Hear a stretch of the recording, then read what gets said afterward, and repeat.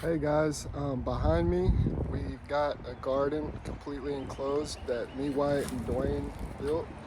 Um, we've got a ton of deer and animals around here, so we wanted something completely protected to where all of our hard work in the garden wouldn't just get eaten up by animals. So let's get a little closer and I'm going to show y'all what we've got. So it's supported by 9 4x4 posts. One in each corner, one halfway down the walls, and then one in the center.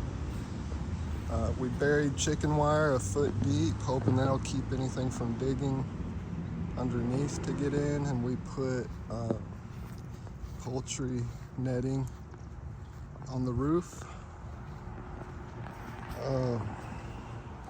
Let's take a look inside.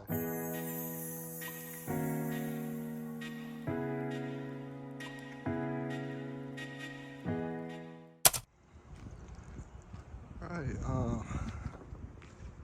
so the roof is big enough for maybe some animals to squeeze through or small birds, but it should keep most stuff out.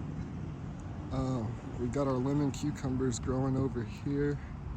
I want to put a lattice up behind them for them to grow vertically up. We've got our tomato plants over here.